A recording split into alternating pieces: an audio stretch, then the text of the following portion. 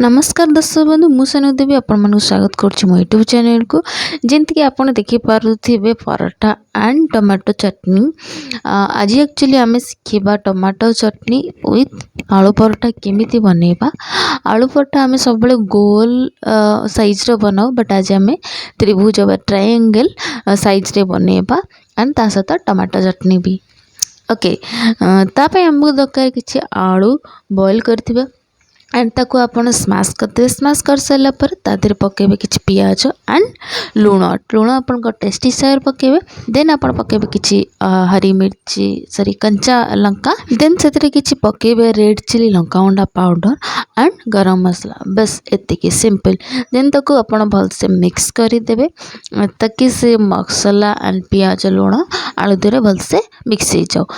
मुझे ऑलरेडी आटा चकड़ी की तार गोला बनै देछि। आपण एटा तो नॉर्मली जानी कारण आप घरे रुटी पराठा तो आगु बनौथे तो आपन को एमती अटा चकड़ी की गोला बन देवार अच्छे। देन आम ताको बेलिबा पराठा बनैबा।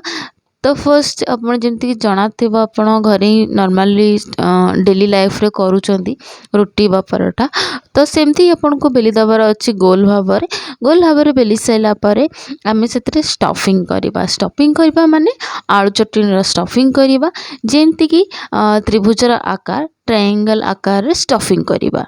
देखंतु केंती आपन को हाथ साहाଯ୍य ही ट्रायंगल बनार अच्छी ट्रायंगल स्टफिंग करार अच्छी। स्टफिंग कर सारा पर आपन जमी नॉर्मली पराठा बनाते ट्रायंगल सेमती ही आप बनईदेवे एमती भांगीदेवे। आप जानी ही एक्जाक्टली एमती ही बनार अच्छी। बन सारा पर आपन ताको एगेन बेली देवे।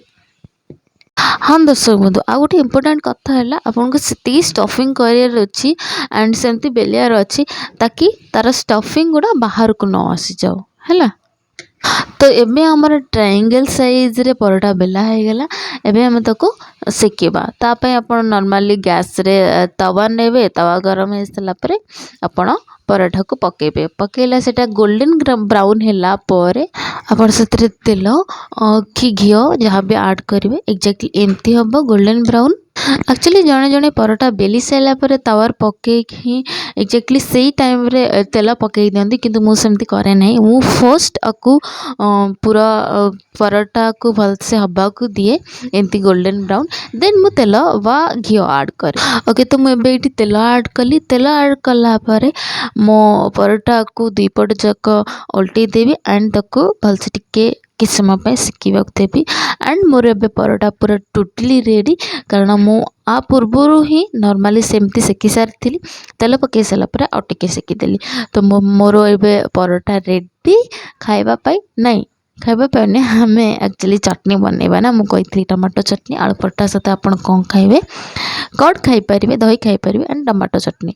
ये मु गोटे ससपैन रे पानी नेली पानी रे पकेली टमाटो दीटा एंड सुखला लंका। देन ताको अपन घोड़े देबा ताकि सेटा टमाटो सिझी एंड तापर आपण सिझी सारा पर आपण ताको काढ़ी गोटे ठंडा पानी को काढ़ी देबे टमाटो एंड सॉरी सुखला लंका एंड से समय रे आमे टमाटो चटनी पकाइबा कि स्टफ रेडी करदे। तापे आपण करी नेबे करी गरम होला पर से तेल पकेबे। तेल पकई सारे आपण पकेबे कि रसुण एंड पियाज एंड हरी मिर्ची ताको भल से भाजी देबे जेपर्यंत गोल्डन ब्राउन न होइचे एक्जाक्टली एमती ताको आपण काढ़ी देबे गोटे ग्राइंडर जार बा मिक्सर जार को आपण जहाँ कहथबे।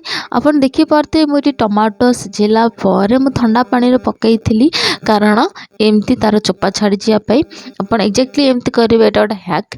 आपण टमाटो गरम कर सारा पर ठंडा पानी पकई देबे किछ समय पर से आपे आपे तार चोपा छाड़ी जाए। देन आपण एथरे ऐड करेंगे गोटे टीस्पून लेमन जूस एंड आपण स्वाद हिसाब रे लुण।